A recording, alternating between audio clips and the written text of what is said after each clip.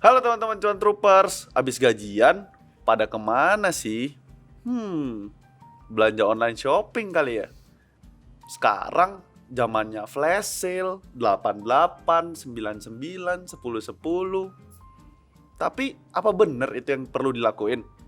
Mungkin kita akan belajar tentang tips mengelola keuangan bersama teman saya nih, Bro Ken Henderson. Halo bro, gimana Halo, kabarnya? Sapa kabar dulu dong baik. Cuan Troopers nih. Halo Cuan Troopers, gue Ken Henderson, founder dari Get Rich. Thank you udah diundang ke sini buat sharing-sharing. Mantep banget nih. Gimana sih kalau misalnya dari gue sendiri sih, gue liatnya teman-teman Cuan Troopers nih pasti pada punya banyak sekali problem nih. Tiba-tiba impulsif, seperti itu apalagi abis gajian nih. Gimana tuh menurut Bro Ken Henderson nih?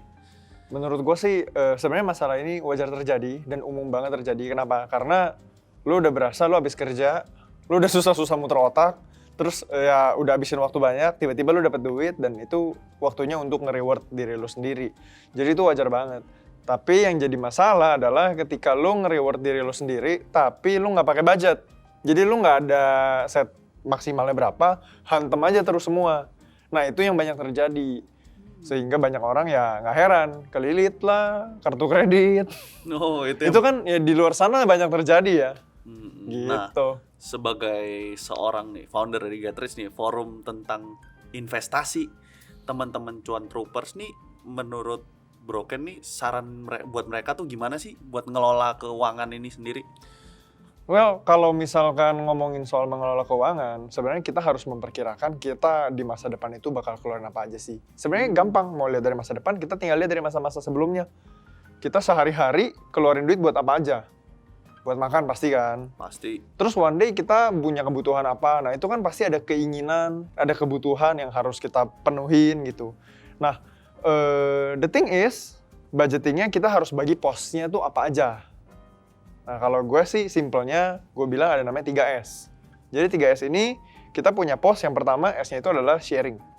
Sharing kenapa sih penting? Ya ada orang yang gak suka sharing, tapi menurut gue sharing berbagi itu adalah hal yang membuat lu jadi happy.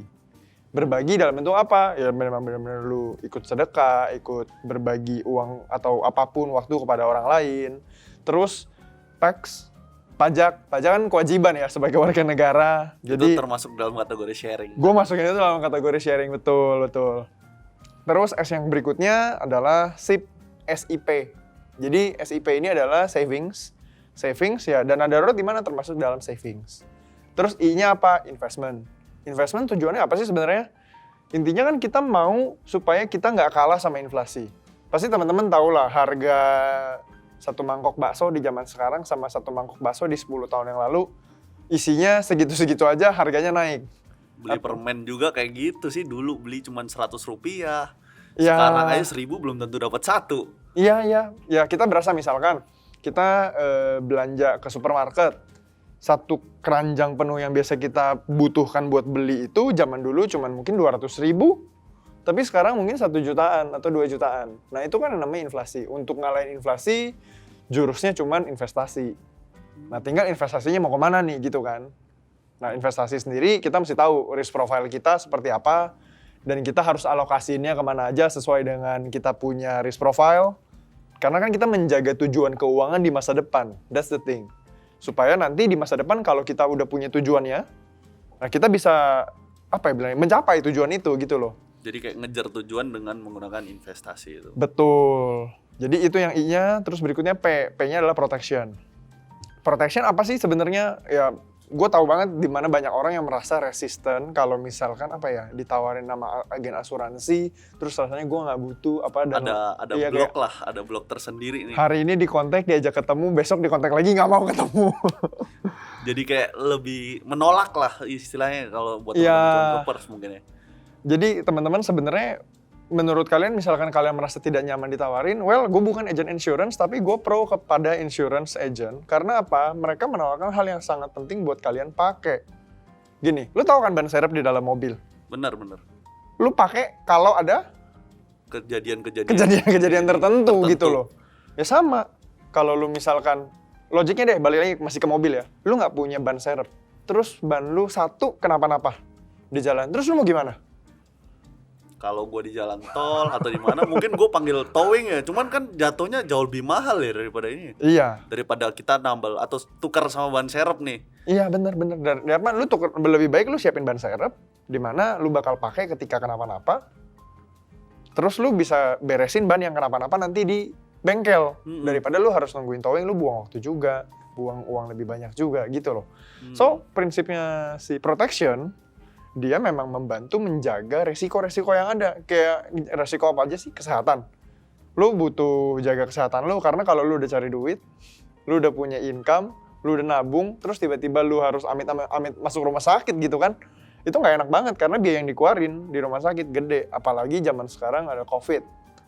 Well, meskipun sebisa mungkin kita nggak usah datang ke rumah sakit, karena meskipun lu sakitnya bukan COVID, lu takut kena orang yang COVID gitu kan. Jadi itu salah satu tindakan pencegahan ya. Iya, tindakan pencegahan. Belum lagi bayarnya yang repot. That's why ya asuransi itu peran penting yang menjaga gitu sih. Dan asuransi perannya bukan cuma itu aja. Peran asuransi juga buat di masa depan, buat di penyakit kritis. Kalau seseorang kena penyakit kritis, harus tiba-tiba keluar biaya gede di awal, ya asuransi penyakit kritis yang bantuin supaya keluarga lu punya cash. Nah ini menurut gue ini hal yang penting supaya teman-teman consider ulang. Meskipun kalian misalkan nggak suka ya ditaruh nama agent, at least kalian tahu dulu deh produknya. Supaya teman-teman Cuan Troopers bisa siapin. Bisa siapin mulai, oke lah, budget berapa sih yang bisa gue taruh dulu at least supaya gue punya proteksi. Akan kebutuhan, ya seperti kebutuhan gue gitu ya. Iya. Ya lu ibaratnya kayak lu lagi nyicil beli ban serep. Oh iya, bisa. Bener sih. Ketika dibutuhkan bisa dipakai. Udah langsung bisa dipakai. Even kita masih nyicil nih. Nah terus S yang ketiga apa nih? S yang ketiga spending. Nah ini yang paling orang suka kan, spending. Well, menariknya, gue lupa sih ini bukunya apa. Gue kemarin sempet cari-cari, gue juga lupa. Jadi ada satu buku yang gue pernah baca, dia bilang untuk memiliki rasa happy, ternyata ada 3 cara. Cara yang pertama adalah spending money dengan belanja. Nggak heran kan? Kalau orang suka belanja. Relate banget nih pasti sama teman-teman Cuan Troopers nih. Jadi fakta menariknya gini menurut gue. Kalau lu nggak atur duit lu kemanapun juga, lu ujung-ujungnya juga pasti bakal keluarin duit lu ke belanja. Masalahnya setelah lu belanja, itu misalkan lu beli sepatu, boleh lah lu beli sepatu yang berapa juta harganya. Tapi kalau lu beli kebanyakan sepatu yang harganya berapa juta itu, lu lihat 5 tahun ke depan, ya itu barang apakah masih berapa juta harganya? Bisa jadi udah nggak ada harganya, bisa jadi. Iya, tapi ada aja sih orang yang invest sneakers yang nggak salah. Cuman kita mesti memperhitungkan value of things. Jadi sepatu itu kan ada lemnya. Lemnya bisa rusak berapa lama. Kalau lu pakai sekarang masih bagus, apakah 5 tahun lagi lu pakai masih tetap kuat lemnya? Itu perlu dipertimbangkan lah. Well, gue nggak bilang sneakers investment jelek, enggak. Gue memang kebetulan nggak ada di sana, jadi gue nggak tahu.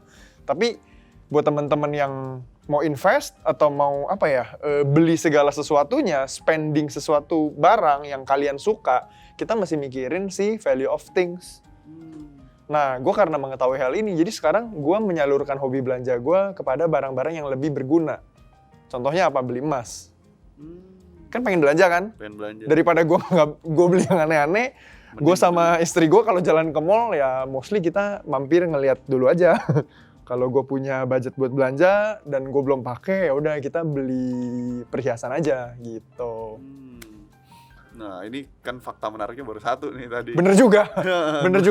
Gue lagi kepo banget nih tentang fakta menarik lain. Itu yang pertama, yang spending. Oh, menariknya juga gini, si spending, lu akan happy itu cuman ini menurut buku itu, gue actually lupa. Kalau gue ingat nanti gue coba infoin ya. Faktanya adalah happy-nya rata-rata cuma 20 detik pertama. Wow, jadi kita beli sesuatu tuh cuma 20 detik pertama itu. Lu happy 20 detik pertama. Iya, itu di rata-rata ya. Setelah gue pikir-pikir, bener juga sih. Soalnya, lu bayangin deh, lu abis beli baju. Lu beli baju bagus, lu senang pakai. Setelah 1 tahun lu pakai berkali-kali, lu mau pakai baju itu lagi, apakah rasa happy-nya masih sama? I guess not. Iya kan? Contoh deh yang paling gampang, lu beli jam tangan misalkan. Lu senang jam tangan, iya beli jam tangan. Lu pakai bangga pertama-tama. Berikutnya apakah masih dengan bangga yang rasa bangga yang sama lu pakai? Mungkin relate-nya kayak gini nih, teman-teman yang beli tiap kali ada handphone baru nih. Handphone baru pertama kali keluar kita keluarin, Wih, keren banget ya. Handphone kok kameranya kayak boba tuh. Bener banget ya sih. Makin lama makin banyak kamera, bobanya makin banyak. Bobanya makin banyak gitu. Iya, lu rasa happy-nya di situ apakah bisa long last atau tidak? Nah itu sih, jadi karena value of things ini kita sudah pahamin, teman-teman cuan troopers mesti mesti mulai lebih consider ulang ketika kita mau belanja sesuatu, kita mau beli buat apa gitu. Tadi yang level pertama adalah belanja. Nah level keduanya adalah lu beli experience, pengalaman. Vacation termasuk pengalaman, staycation termasuk pengalaman. Kalau pandemi nggak bisa kemana-mana ya masih bisa staycation lah ya. Oh iya. Gue tahu beli experience itu adalah hal yang long last. Karena apa? Meskipun lu udah pulang dari liburan, ketika lu inget-inget itu lagi, lu muncul rasa happy. Ada memories lah ya. Yes, betul. Ada memoriesnya. Gue abis menikah, abis married, gue sama istri pergi honeymoon. Kita beli tiket pergi, nggak beli tiket pulang. Tujuannya apa? Ya udah biar karena kita udah punya budget. Kita mau jalan-jalan. Kita mau having fun. Well, ini di luar dari story ini sih. Cuman ketika gue lagi pergi liburan sedih juga pada tutup. Jadi pas kondisinya lagi nggak pas banget. Iya. Tapi di satu sisi gue bersyukur karena kita jadi membantu ekonominya mereka. Karena kan kita emang spending karena kita sudah punya budgetnya gitu. Jadi kita bantuin, kita ke Lombok kemarin ya, kita ibaratnya sedikit berkontribusi lah dengan ekonominya mereka daripada nggak ada yang buka sama sekali. Kita di Kuta Lombok kemarin kebetulan di jalan itu harusnya rame, tapi kita nginep di jalanan yang jadi sepi banget karena nggak pada buka gitu. Nah, balik lagi ke level 2 tadi. Level 2 udah beres. Experience-nya level 2 udah beres. Tapi ketika lu inget lu pernah pergi liburan, lu bakal oh iya ya happy-nya berasa gitu loh. Nah, yang ketiga adalah ketika kita kontribusi, kita membantu orang memberikan bantuan sosial dan kita ikut kontribusi di dalamnya. Itu happiness-nya yang paling tinggi menurut gua. Dan menurut buku itu dan memang gua udah ngerasain dan bener juga. Jadi ada satu kali gue ikut kontribusi di sekolah, ngajar di satu sekolah di kolong jembatan. Sekolah di kolong jembatan itu isinya dari kelas 1 sampai kelas 6 SD dengan ruangan yang sangat sempit. Aulanya mungkin cuma 3 meter dikali 6 meter. Kecil banget ya. Itu aula. Kelas 1 sampai kelas 6 SD jadi satu semua di situ. Gue terharu sih, gue kayak wow, sesusah-susahnya hidup gue masih bisa jauh menikmati hidup dibandingkan dengan mereka. Karena ketika gue tanya sama mereka, kan mereka di kolong jembatan. Cita-citamu apa? Mereka setiap hari cuma ngeliat ada supir truk. Mereka jawab cita-citanya jadi supir truk. Cita-citanya jadi tukang beca, gitulah. Gue kayak, ini a whole new experience yang bukan experience bahkan ini gue membantu mereka ikut kasih dana juga, ikut ngajar juga. Di situ gue bisa ikut kontribusi dan di situ happiness-nya sangat nggak bisa di-describe gue rasa. Iya bener banget sih, kayak ada perbedaan mindset juga yang bisa kita ajarin buat mereka, tapi kita juga sharing yang namanya bantuan dana itu tadi. Betul, jadi lu tahu, lu bisa jauh lebih mensyukurin hidup lu ketika lu tahu banyak orang lain di bawah sana yang belum ngerasain apa yang lu udah rasain. Di situ tuh setelah pulang gue langsung kayak, gue nggak pantas kalau gue ngeluh tuh nggak pantas banget. Karena banyak orang yang di sana yang lebih ngerasain susah dibandingin dengan gua. Termasuk di pelajaran berharga tadi. Iya. Terus nih, itu udah beberapa level yang lu udah bilang. That's why mungkin lu taruh sharing tuh di yang pertama kali ya. 3S nih sharing di yang paling pertama, bener gak sih? Bener. Nah sekarang nih, kan kita masih membahas problemnya Cuan Troopers nih. Teman-teman Cuan Troopers pasti juga ngerasain yang namanya 88, 99, 10, flash sale. Kebetulan ada diskon. Terus kita tuh maksudnya gimana tuh teman-teman ngeremnya tuh gimana tuh kalau misalnya dari Bro Ken sendiri? Gue ini saran sih. Kalian sebaiknya ikutin, kalau nggak ikutin ya nggak apa-apa juga. Cuman sepengalaman gue tuh budgeting di mana gue boleh spending untuk kehidupan happy gue itu 10%. Jadi ketika gua pertama kali tahu tentang hal ini, gua praktekin, itu gua waktu itu lagi bener-bener minus dari nol banget. Gua cuman punya per bulan 2 juta rupiah income-nya. 2 juta rupiah berarti 10% adalah 200.000. Nah, 200.000 selama sebulan gua mau pergi pacaran kemana coba? Pusing juga sih sekarang. Gua bagi 200.000 dibagi 4 berarti per minggu cuma boleh keluar 50.000. 50.000 satu tiket bioskop aja belum tentu dapat. Nggak dapet. Jadi ya udah, gue ajak calon istri gue waktu itu masih pacaran. Kita pacarannya di rumah. Dulu belum zaman Netflix. Dulu belum ada Netflix. Nonton online yang ya website-nya kalian tahu lah. Banyak lah nonton online yang filmnya bukan resmi gitu kan. Ya udah, sehari-hari kita pas lagi waktunya kita liburan, kita cari yang relatif murah dan gratis. Pergi ke museum. Museumnya juga yang gratis. Kayak di seberang Gambir tuh ada apa sih namanya? Museum Galeri Nasional. Nah, di situ kita jalan-jalan. Gitu sih. Gitu. Itu buat cara buat biar cuan troopers nih nggak kemakan sama yang namanya flash sale sama Yes, the thing is kalian kan udah tahu nih budgetnya 10%. Nah, maksimalin dengan 10% yang ada. Jadi menurut gua itu 10% bukan masalah jumlah uang yang besar atau kecil.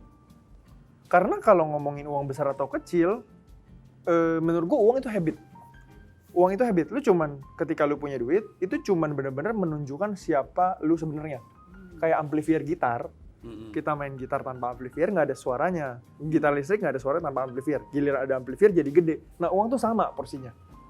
Jadi kalau misalkan ketika gue punya 200.000, gue udah bisa benerin hidup gue dengan segitu, gue mencukupkan dengan segitu. Dan uniknya apa ya?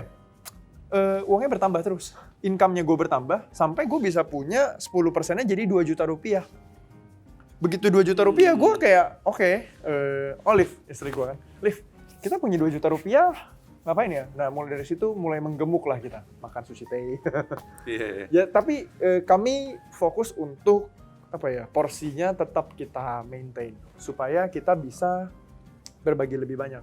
Ujungnya apa? Ujungnya ketika 10% yang buat di spending jadi 4 juta, lebih dari segitu. Ujungnya apa? Kita tetap biasa dengan lifestyle kita yang lama, kita bisa tingkatin di porsi yang lain. Bisa bagi ke investasi, bisa bagi ke sharing, lebih banyak sharing, lebih banyak porsi-porsi yang lain. Gitu. Nah, ngomongin nih soal teman-teman yang katanya kalau misalnya bisa diatur pengeluaran habitnya tuh diganti kan ke arah investasi atau berbagi. Nah, kan teman-teman cuan troopers nih pada udah berinvestasi nih.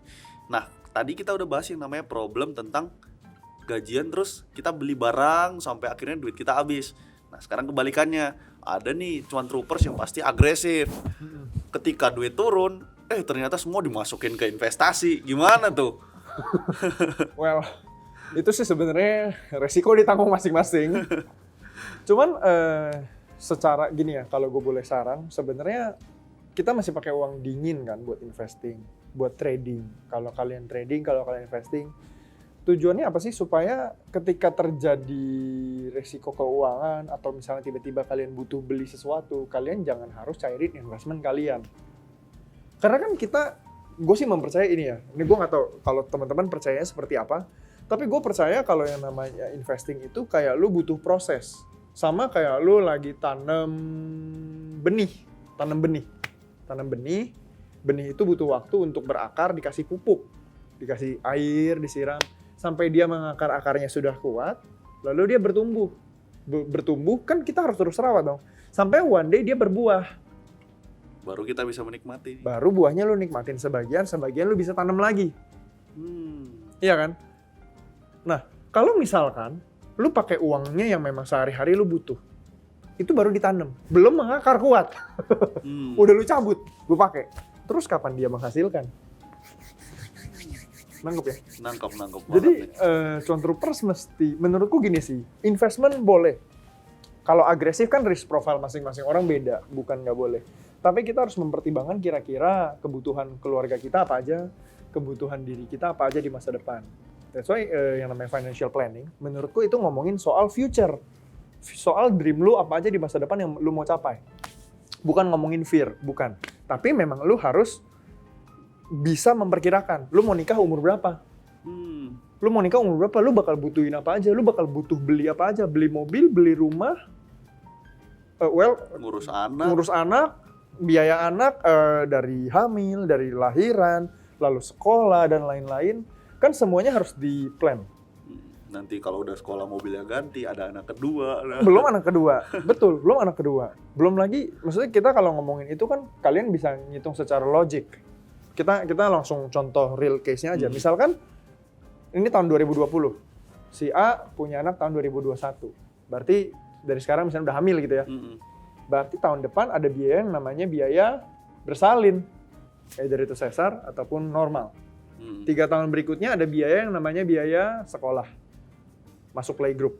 3 tahun berikutnya ada lagi masuk SD, 6 tahun lagi berikutnya masuk SMP, 3 tahun berikutnya SMA, lalu 3 tahun lagi kuliah. Iya. Selesai kuliah ya itu tanggung jawab masing-masing lah. Orang tua mau bilang apa terserah. Mau kasih delegasi ke anaknya, anything itu urusan masing-masing. The thing is, sebagai orang tua, kita kan harus memikirkan untuk si anak terjamin gitu loh. Terjamin untuk biayanya.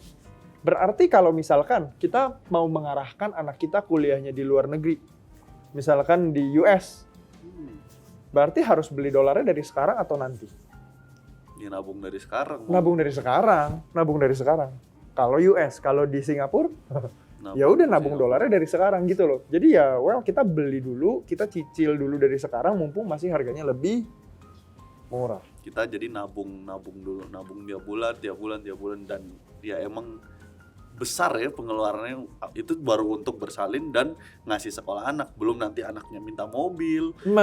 Bener juga, belum anaknya nanti minta mobil ya. Minta mobil, duit pacaran, waduh gimana tuh? Ya bener kan? Aduh. Belum lagi nanti kita ngasuransiin anaknya. Betul. Jadi menurut gua hal-hal ini yang perlu teman-teman perkirakan dari sekarang. Kayak misalkan ini contoh real case yang gue alamin ya. Gue baru menikah tanggal 8 bulan 8 2020. Ternyata yang lumayan PR adalah gue udah bikin tabel nih pengeluaran kita bakal apa aja. Ngisi rumah itu ternyata luar biasa. Gue kayak oke, ternyata buat ngisi rumah, beli furniture, beli ini, beli itu dan lain-lain. Nah itu kan masih teman-teman perkirain. Itu pasti kejadian. Pasti. Jadi ya nggak mungkin kita masuk rumahnya kosong gitu. Nggak mungkin. Itu nggak mungkin. Begitu buka pintu langsung ranjang. Nggak mau ke kamar mandi, belum beli shower dan lain-lain kan. Terus mau cuci piring, nggak ada lah, tiap hari beli warteg aja. Nggak gitu kan. Jadi ya menurut gue bagi manajemen keuangan, tujuannya supaya kita di masa depan itu lebih nyaman dan lebih aman. Gitu. Kalau misalnya nih dari teman-teman Cuan Troopers kan ada nih yang namanya investasi, tadi udah ngerti nih. Nah sekarang kan posisi ada di tahun 2020 ada yang namanya pandemi COVID-19. Nah teman-teman Cuan Troopers nih yang udah mempersiapkan dana daruratnya kan, teman-teman Cuan Troopers sudah belajar minimal 3 bulan dana darurat biar bisa at least kalau belum dapat pekerjaan, expense-nya masih bisa ditanggung. Nah, kalau misalnya yang menyiapkan 3 bulan doang tuh gimana? Jadi, sarannya apakah berubah nih sekarang karena adanya pandemi nih? Well, kalau ngomongin dana darurat ya, dana darurat itu kan memang kita saranin 3 bulan. Supaya dengan asumsi ketika seseorang itu kena PHK atau keluar dari pekerjaannya, dia punya waktu 3 bulan untuk recovery. Sambil cari pekerjaan, duitnya masih bisa dipakai buat hidup. Sekarang udah 7 bulan pandemi. Udah 7 bulan, gimana? Jadi sebenarnya balik lagi ya, kalau kita ngomongin buat pengeluaran, itu kan 3 bulan per orang. Jadi kalau udah ada 3 orang, ya 3 orang dijumlahin buat 3 bulan. Tapi 3 bulan aja nggak cukup ternyata karena pandemi. Fokusnya sebenarnya harus digeser adalah jadi fokus cari income. Fokus cari income supaya kamu bisa punya income tambahan selama 3 bulan pertama meskipun kamu sudah punya dana darurat. Jangan sampai malam merasa gue mesti ngapain ya, bingung. Sebenarnya gue suka satu pepatah sih, mungkin teman-teman tahu ya. Kalau lu masukin ke masa kesesakan, lalu lu jadi tawar hati, bilangnya tawar hati itu apa ya, kayak ya udahlah nyerah aja. Nah itu tuh lu mentalnya cemen gitu. Yang harusnya kita lakukan apa? Justru kita cari cara supaya kita bisa punya income lebih banyak supaya kita bisa teman-teman cuan troopers kalau ada yang ngerasain kayak gini, dana daruratnya udah mau habis, ya kalian harus bisa extend dana daruratnya dengan cara cari income gitu.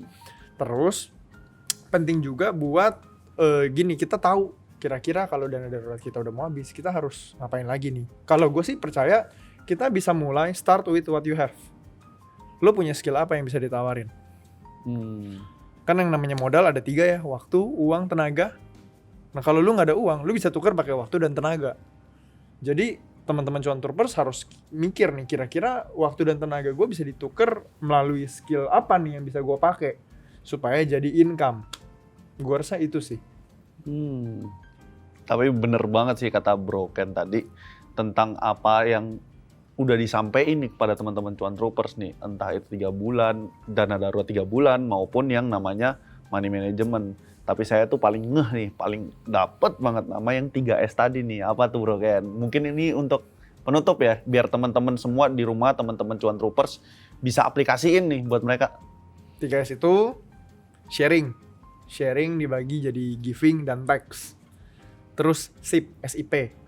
Savings, termasuk dana darurat di dalamnya, investment, dan protection. Terus S yang ketiga adalah spending. Spending ya buat belanja apa yang dibutuhkan dan apa yang diinginkan. Yang penting kita budgeting semuanya dari awal supaya ketika kita terima uang, kita terima income, kita jadi smart spender. Spendnya kemana aja nih, gitu. Itu aja ya teman-teman cuan troopers. Saksikan episode-episode kita selanjutnya. See ya!